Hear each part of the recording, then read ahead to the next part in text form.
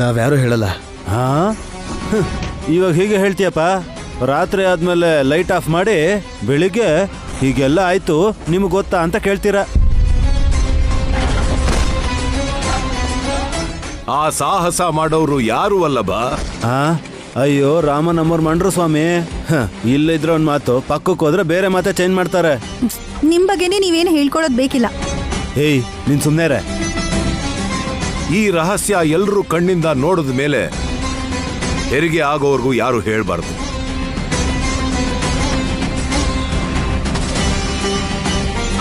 ನೋಡಿದ್ದನ್ನ ಮುಂಚಿತವಾಗಿ ಹೇಳ್ದವ್ರಿಗೆ ಮರಣ ತಪ್ಪಿದ್ದಲ್ಲ.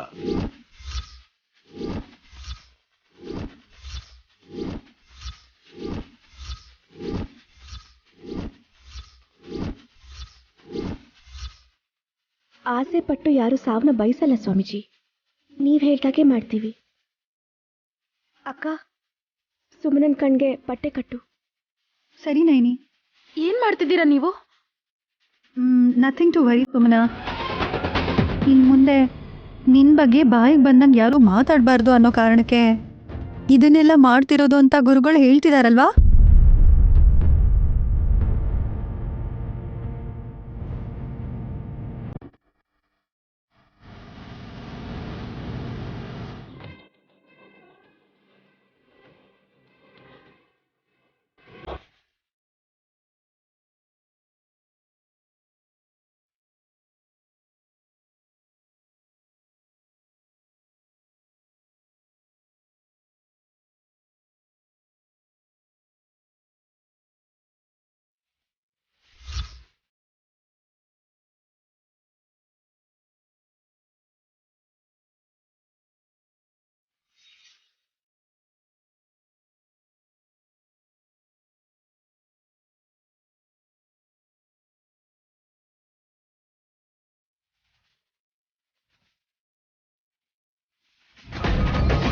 ಸ್ವಾಮಿ, ಆ ಶಂಕನ ತಗೋಬೇಡಿ. ನಾಗರಾಜ ಬರ್ಬೋದು, ದೊಡ್ಡ ಬೊಟ್ಟಮ್ಮ ಹಾವು ರೂಪದಲ್ಲಿ ಬೇಕಾದ್ರೂ ಬರ್ಬೋದು. ಆದಿಶಕ್ತಿ ಮಾರ್ಗದರ್ಶನದಿಂದ ಹೆಜ್ಜೆ ಆಗ್ತಿದ್ದೀನಿ ವಿಶಾಲ. ಅರಿಶಿಣ ಬಣ್ಣದ ಬಟ್ಟೆಯನ್ನು ಧರಿಸದೆ ನೀವು ಕಣ್ಣು ಮಿಟುಕಿಸದೆ ಸುಮನ ಉದರ ಭಾಗದ ಕಡೆ ಎಲ್ಲರೂ ನೋಡಿ.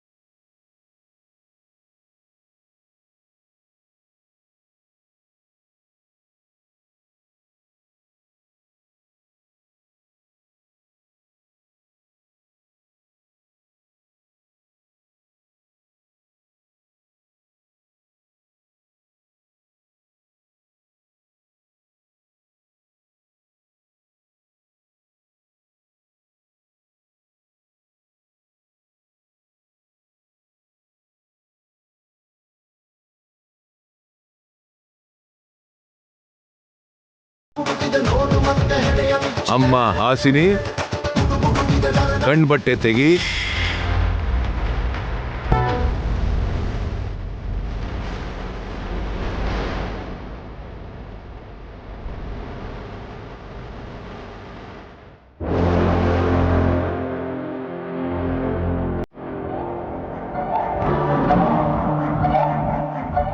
ಅಬ್ಬಾ, ಯಾಕಕ್ಕ ಟೈಟಾಗಿ ಕಟ್ತೆ?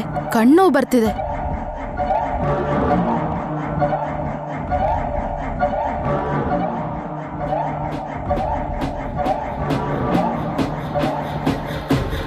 ನೋಡಿದ್ರಾ, ಸ್ವಾಮಿಗಳೇ ನಿಮಗ್ ತೋರ್ಸಿದ್ರಾ? ತೋರ್ಸದ್ರಮ್ಮ. ಚಿಕ್ಕ ಯಜಮಾನ್ರೆ, ಇವಾಗಾದ್ರೂ ನನ್ನ ತಾಯಿ ಆಗ್ತಿದ್ದೀನಿ ಅಂತ ನಂಬ್ತೀರಾ? ಹಾಂ, ನಂಬ್ತೀನಿ. ಅಬ್ಬಾ ಸ್ವಾಮಿಗಳೇ, ನಿಮ್ಮಿಂದ ಎಲ್ರೂ ನನ್ನ ಮೇಲೆ ಅನುಮಾನ ಪಟ್ಟಿದ್ರು, ಆದ್ರೆ ಈಗ ನಂಬಿದ್ರು. ಜೀವನ ಪೂರ್ತಿ ಋಣಿಯಾಗಿರ್ತೀನಿ. ನಿಮ್ ಪಾದ ಮುಟ್ಟು ನಾನು ನಮಸ್ಕಾರ ಮಾಡ್ತೀನಿ. ಬೇಡಮ್ಮ, ನೀನು ಗರ್ಭಿಣಿ ಸ್ತ್ರೀ. ನೋಡ್ದ್ಯಾ ಅಕ್ಕ, ನನ್ ಬಗ್ಗದ್ರೆ ನನ್ನ ಹೊಟ್ಟೆಲಿರೋ ಮಗು ಕಷ್ಟ ಆಗ್ಬೋದು ಅಂತ ಸ್ವಾಮಿಗಳೇ ಅರ್ಥ ಮಾಡ್ಕೊಂಡ್ರು. ನೀವುಗಳು ಇದೇ ತರ ಅರ್ಥ ಮಾಡ್ಕೊಂಡ್ರೆ ಯಾವ ಗಲಾಟೆನೂ ಇರಲ್ಲ.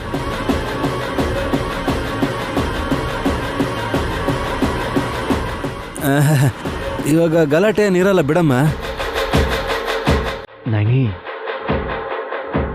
ನಾವು ನೋಡಿದ್ದನ್ನ ಯಾರು ಹೊರಗಿನವ್ರಿಗೆ ಹೇಳಬಾರ್ದು ಅಂತ ಹೇಳಿದ್ರು. ಮುಖ್ಯವಾಗಿ ಸುಮನಗೆ.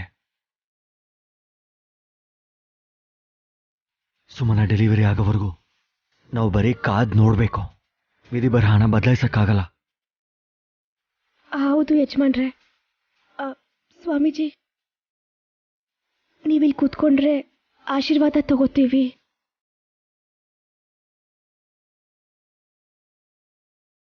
ವಿಕ್ರಾಂತ್ ಅವರೇ,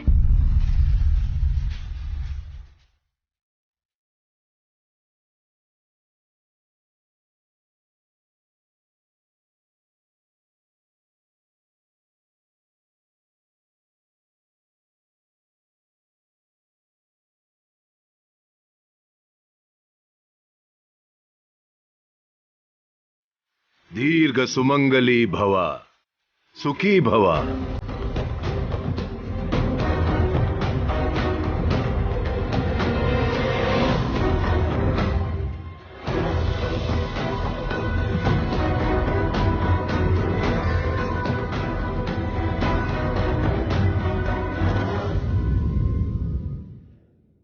ಅಡುಗೆ ಮಾಡೋ ನಿಮ್ಮನೆ ಅಕ್ಕಿಯಲ್ಲಿ ಈ ಅಕ್ಕಿನ ಬೆರೆಸಿ ನಿಮಗೆ ವೃದ್ಧಿ ಆಗುತ್ತೆ. ಸರಿ ಸ್ವಾಮೀಜಿ. ಅತ್ತೆ, ಬನ್ನಿ, ಎಲ್ರೂ ನಮಸ್ಕಾರ ಮಾಡಿ ಆಶೀರ್ವಾದ ತಗೊಳ್ಳಿ.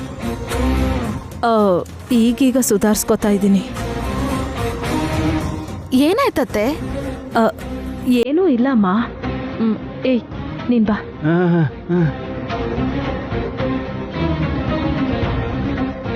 ಸುಖೀ ಭವ, ಆಯುಷ್ಮಾನ್ ಭವ. ಸ್ವಾಮಿ, ನನ್ಗೂ ಧೈರ್ಯ ಬರ್ಲಿ ಅಂತ ಆಶೀರ್ವಾದ ಮಾಡಿ. ದೀರ್ಘಾಯುಷ್ಮಾನ್ ಭವ, ದೀರ್ಘಾಯುಷ್ಮಾನ್ ಭವ, ದೀರ್ಘಾಯುಷ್ಮಾನ್ ಭವ, ದೀರ್ಘ ಸುಮಂಗಲಿ ಭವ.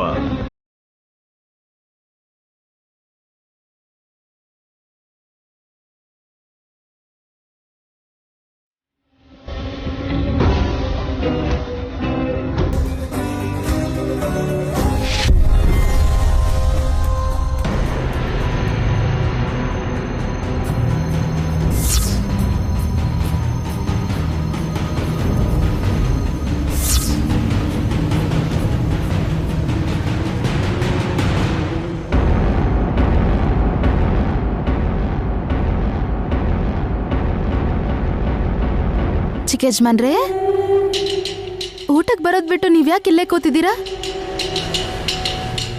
ಏನ್ ಹಾಗೆ ನೋಡ್ತಿದ್ದೀರಾ? ಡಲ್ ಆಗಿದ್ದೀರಾ? ನಿಮ್ಗೆ ಹುಷಾರಿಲ್ವಾ? ಯಾಕೆ ನನ್ನ ಕೈ ಹಿಡ್ಕೊಂಡ್ರಿ? ಇಲ್ಲಿವರೆಗೂ ನೀನು ಯಾಕೆ ವಿಚಿತ್ರವಾಗಿ ಆಡ್ತಾ ಇದೀಯ ಅಂತ ಕೋಪ ಮಾಡ್ಕೋತಿದ್ದು ಸುಮನ. ಆದರೆ ಇವಾಗ ಅರ್ಥ ಆಯಿತು, ನಾನೇ ಅನವಶ್ಯಕವಾಗಿ ನಿನಗೆ ಬೈತಿದ್ದೆ ಅಂತ. ಹೇಳಿದ್ನಲ್ಲ, ನೀವು ಸುಮ್ಮನೆ ನನ್ನ ಅಪಾರ್ಥ ಮಾಡ್ಕೊಂಡಿದ್ದೀರಾ ಅಂತ. ಆದರೂ ನಿಮ್ಮ ಶಾರ್ಟ್ ಟೆಂಪರ್ ಬಗ್ಗೆ ನನಗೆ ಗೊತ್ತೇ ಇದೆಯಲ್ಲ. ಮೂಗ್ ಮೇಲೆ ಕೋಪ ನಿಮಗೆ. ಸಡನ್ನಾಗಿ ಸೀರಿಯಸ್ ಆಗಿಬಿಡ್ತೀರಾ, ಅಷ್ಟೇ ಬೇಗ ಸರಿ ಹೋಗ್ತೀರಾ. ನಿಮ್ಮ ಅಪ್ಪನ ಹೋಲಿಕೆ ಅಂತ ಅನ್ಸತ್ತೆ. ಯಾವ ಅಪ್ಪ ಅಂತ ಕೇಳ್ದ ಬಿಡು. ಯಾಕ್ರಿ ಹಾಗೆ ಮಾತಾಡ್ತೀರಾ? ಓ, ಜಗದೀಶ್ ಮಾವನ ನೀವು ಅಪ್ಪ ಅಂತ ಕರಿತಿರೋದಕ್ಕೆ ಹಾಗೆ ಹೇಳಿದ್ರಾ? ಅವ್ರು ಎಷ್ಟೇ ಆದರೂ ಸಾಕು ತಂದೆ. ಹೋಲಿಕೆ ಮಾತ್ರ ಹೆತ್ತ ತಂದೆಯಿಂದನೇ ಬರೋದು. ನಾಳೆ ನಿನಗೆ ಹುಟ್ಟೋ ಮಗುಗೆ ಯಾರು ಹೋಲಿಕೆ ಬರುತ್ತೆ ಸುಮನ? ಇದ್ರೆ ನನ್ನ ಥರ ಇರತ್ತೆ, ಇಲ್ಲ ನಿಮ್ಮ ಥರ ಹೋಲಿಕೆ ಇರತ್ತೆ. ಮಗು ಹುಟ್ಟಿದ್ರೆ ನಿಮ್ಮ ಥರನೇ ಇರಬೇಕು. ನನಗಂತೂ ನನ್ನ ಥರ ಇಲ್ಲದೆ ಇದ್ರೂ ಪರವಾಗಿಲ್ಲ, ಆದರೆ ಮಗ ಹುಟ್ಟಿದ್ರೆ ಚೆನ್ನಾಗಿರತ್ತೆ ಅನ್ಸತ್ತೆ. ಆಸ್ತಿಗೆ ವಾರಸ್ದಾರ ಆಗ್ತಾನೆ. ಹೆಣ್ಮಗು ಅಥವಾ ಗಂಡು ಮಗು ಇಬ್ಬರಲ್ಲಿ ಯಾರೇ ಆಗಿದ್ದು ಸರಿ ಸಮಾನವಾಗಿ ಹಕ್ಕಿರುತ್ತೆ ಅಂತ ಕಾನೂನೇ ಇದೆ ಕಣೆ. ಆ ವಿಷಯ ನಮಗೆ ಹಾಕ್ಬಿಡು. ಮೊದಲು ನಾನು ಕೇಳೋದಕ್ಕೆ ಆನ್ಸರ್ ಮಾಡೋ ನೀನು. ನಿನ್ನ ಹೋಲಿಕೆನೂ ಇರದೆ ನನ್ನ ಹೋಲಿಕೆನೂ ಇರ್ದೇನೆ ಮಗುಗೆ ಬೇರೆ ಹೋಲಿಕೆ ಬಂದ್ಬಿಟ್ರೆ ಅದ್ ಹೇಗ್ ಬರಕ್ ಸಾಧ್ಯ ರೀ? ಓ, ಸೋದರ ಮಾವನ ಹೋಲಿಕೆ ಅಂತೀರಾ? ಬರ್ಬೋದು. ಆದ್ರೆ ನನ್ಗೆ ಯಾವ ಸೋದರ ಮಾವನೂ ಇಲ್ಲ. ಶಂಕರ್ ಶಾಸ್ತ್ರಿ ತಾತ, ನಮ್ಮಮ್ಮ, ನಮ್ಮ ಅಕ್ಕ, ನಾನು. ಅಮ್ಮನ ಕಡೆ ಸಂಬಂಧಿಕರು ಯಾರೂ ಇಲ್ಲ ಅಂತ ಹೇಳಿದ್ರು. ಅಪ್ಪ ನೋಡಿದ್ರೆ ನಾನು ಚಿಕ್ಕ ವಯಸ್ಸಲ್ಲೇ ಹೋದ್ರು. ಮತ್ತೆ ಯಾರೂ ಇಲ್ಲ ಅಂತಿದೀಯಾ? ಹುಟ್ಟೋ ಮಗುಗೆ ಮಾತ್ರ ನನ್ನ ಹೋಲಿಕೆ ಬರಲಿಲ್ಲ ಅಂದರೆ ಏನು ಅನ್ಕೋಬೇಕು ಸುಮನ? ನಮ್ಮ ಹೋಲಿಕೆ ಇರಲ್ಲ ಅಂತ ಇಷ್ಟು ಬೇಗ ನೀವು ಹೇಗೆ ಹೇಳ್ತೀರಾ ರೀ? ನಾನು ಅದನ್ನು ನೋಡಿರೋದಕ್ಕೆ ಹೇಳ್ತಾ ಇರೋದು ಕಣೆ. ಬಿಡಿ ಚಿಕ್ಕ ಯಜಮಾನ್ರೆ, ಇಷ್ಟೊತ್ತು ಚೆನ್ನಾಗೇ ಮಾತಾಡ್ತಾ ಇದ್ರಿ, ಇವಾಗ ಸಡನ್ ಆಗಿ ಯಾಕೆ ಹೀಗೆ ಮಾಡ್ತಿದ್ದೀರಾ?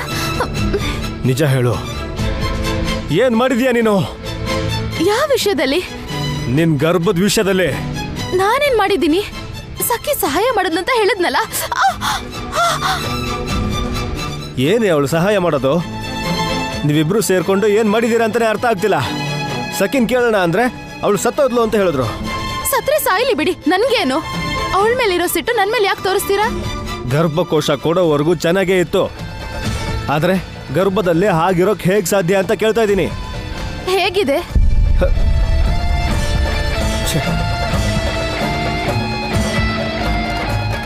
ಹೇಳಿ. ಸ್ಕ್ಯಾನಿಂಗ್ ರಿಪೋರ್ಟ್ಸ್ ಅಲ್ಲಿ ಸರಿಯಾಗಿ ಕಾಣಿಸ್ತಿಲ್ಲ ಅಂತ ಆ ಸ್ವಾಮಿಗಳು ನಿಮ್ಗೆಲ್ರಿಗೂ ಏನೋ ವಿಚಿತ್ರ ತೋರ್ಸಿದ್ರಂತಲ್ಲ. ನನ್ ಕಣ್ಣಿಗೆ ಬಟ್ಟೆ ಕಟ್ಸಿ ನೀವ್ಗಳು ಮಾತ್ರ ನೋಡಿದ್ರಿ, ಕೇಳಿದ್ರು ಏನು ಹೇಳ್ತಿಲ್ಲ. ಹೇಳಿದ್ರೆ ಸಾಯ್ತೀರಾ ಅಷ್ಟೇನಾ? ಹೇಳ್ರಿ. ಹೇಳಲ್ಲ, ಡೆಲಿವರಿ ಆಗೋವರೆಗೂ ಹೇಳಬಾರ್ದು ಅಂತ ಹೇಳಿದ್ದಾರೆ. ನಾನು ಕೇಳೋ ಪ್ರಶ್ನೆಗೆಲ್ಲ ನೀನೇ ಉತ್ತರ ಕೊಡ್ತೀಯ ಅನ್ಕೊಂಡ್ರೆ ಏನು ತಿಳಿದಿರೋರ ಥರ ನಾಟಕ ಆಡ್ತಾ ಇದೀಯ. ಇರ್ಲಿ, ತಿಳ್ಕೊತೀನಿ, ನಾನೇ ತಿಳ್ಕೊತೀನಿ. ನಾಟಕ ಆಡ್ತಿರೋದು ನೀವು. ಇಷ್ಟೊತ್ವರೆಗೂ ಸರಿಯಾಗೇ ಇದ್ರು, ಇದ್ದಕ್ಕಿದ್ದ ಹಾಗೆ ಯಾಕೆ ಹೀಗಾಡಿದ್ರು? ಎಲ್ರೂ ಅದ್ ಏನ್ ನೋಡಿದ್ರು, ಆದ್ರೆ ಆಸ್ತಿಗೆ ವಾರಸ್ದಾರನ್ ಕೊಡೋವರೆಗೂ ನಾನ್ ತುಂಬಾ ಎಚ್ಚರಿಕೆಯಿಂದ ಇರಬೇಕು.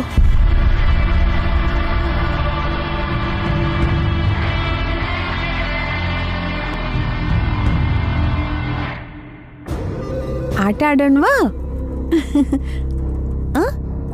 ಧಮ್ಮಕ್ಕ, ಗುರುಗಳಿಗೆ ಪ್ರಣಾಮಗಳು. ನಂದೀಶ ಎಲ್ಲಿ? ಅಭಿಷೇಕ ಇದೆ ಅಂತ ದೇವಸ್ಥಾನಕ್ಕೆ ಹೋಗಿದ್ದಾನೆ ಗುರುಗಳೇ.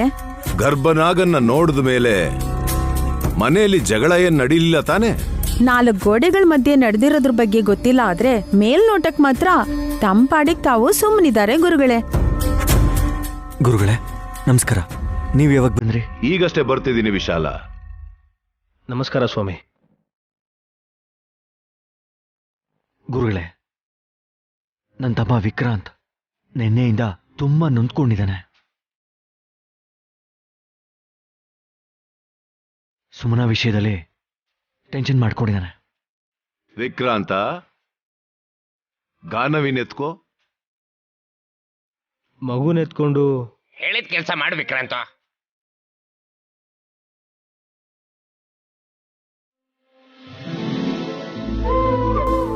ಮಕ್ಕಳನ್ನ ಎತ್ಕೊಂಡಿದ ತಕ್ಷಣ ಮನ್ಸಲ್ಲಿರೋ ನೋವು ಭಾರ ಕ್ರಮವಾಗಿ ಕಡಿಮೆ ಆಗ್ತಾ ಹೋಗುತ್ತೆ.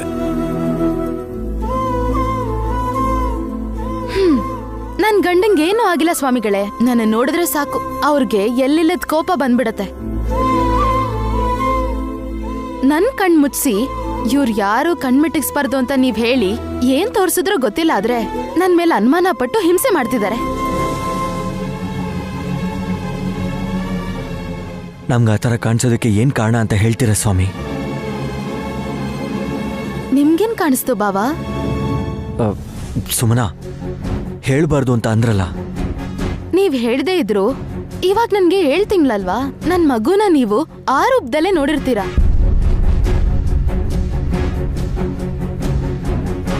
ಮಗು ನೋಡ್ಲಿಲ್ಲಮ್ಮ. ಸತ್ತೋಗ್ತೀರ ಮಾವ. ಏಯಪ್ಪ, ನಾನು ಹೇಳೋದಿಲ್ಲ, ಬಾಯ್ ಬಿಟ್ಟು ನನ್ ಪ್ರಾಣ ಕಳ್ಕೊಳ್ಳೋದಿಲ್ಲ. ಆ ವಿಚಿತ್ರ ರೂಪಗೊಂಡಿರೋದಿಕ್ಕೆ ಕಾರಣ ಏನು ಅಂತ ಹೇಳಿ ಗುರುಗಳೇ. ಹೇಳ್ತೀನಿ. ಸುಮನಾ, ಗಾಯತ್ರಿನ ಸ್ವಲ್ಪ ಎತ್ಕೋ. ನಾನವಳನ್ನ ಯಾವತ್ತೂ ಎತ್ಕೊಂಡಿಲ್ಲ. ಅವತ್ ಎತ್ಕೊಳಕ್ ಹೋದಾಗ ನಾನೇ ಬಿದ್ದೋದೆ ಗೊತ್ತಾ? ತುಂಬಾ ಭಾರ ಇದ್ದಾಳವಳು. ಸುಮನಾ, ಸುಮ್ಮನೆ ಹೇಳಲ್ಲ, ಏನಾದ್ರೂ ಕಾರಣ ಇದ್ದೇ ಇರುತ್ತೆ. ಎತ್ಕೋ. ಇಲ್ದೇ ಇದ್ರೆ ನೀವೆಲ್ ಬಿಡ್ತೀರಾ ಹೇಳಿ?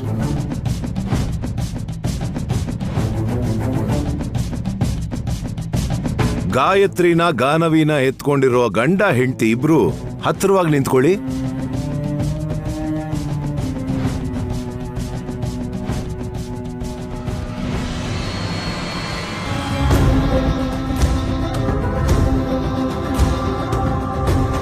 ಸುಮನನ ಗರ್ಭಕ್ಕೆ ಸಂಬಂಧಿಸಿರೋ ವಿಷಯನ ಒಗಟಾಗಿ ನಿಮಗೆ ಹೇಳ್ತೀನಿ.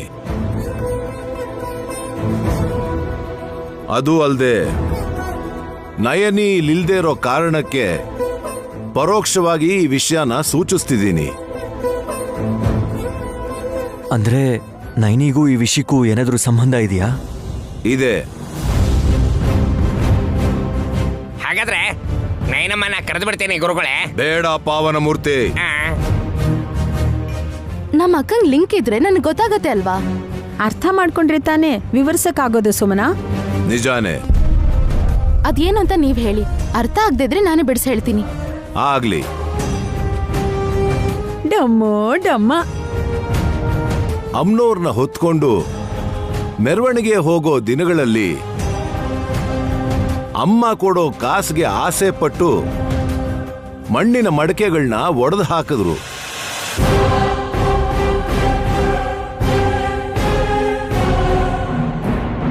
ಆವಾಗ ಮಾಯ ಆದವರೇನೆ ಈಗ ಕತ್ಲಲ್ಲಿ ಜೀವಂತವಾಗಿರ್ತಾರೆ. ಅರ್ಥ ಆಯ್ತಾ? ಇಲ್ಲ ಟಮ್ಮಕ್ಕ. ಅರ್ಥ ಆಗಿದ್ರೆ ನಂಗೆ ಹೇಳ್ಬಿಡಿ. ನನಗೂ ಸರಿಯಾಗಿ ಅರ್ಥನೇ ಆಗ್ತಿಲ್ಲ. ಏನ್ ಹೇಳಿದ್ರಿ ಅಂತ ನಿಮ್ಗಾದ್ರೂ ಅರ್ಥ ಆಯ್ತಾ ಸ್ವಾಮಿಗಳೇ? ಆ ಮಗು ಗಾಯತ್ರಿ ಭಾರವಾಗಿದ್ಯಾ ಅಥವಾ ಹಗುರವಾಗಿದ್ಯಾ? ಇವತ್ತು ಆರಾಮಾಗಿ ಎತ್ಕೊಂಡೆ ನಾನು. ಯಾಕೆ ಅಂತ ಗೊತ್ತಾ? ಅವಳನ್ನ ಎತ್ಕೊಂಡಿರೋವಳು ನೀನಲ್ಲ,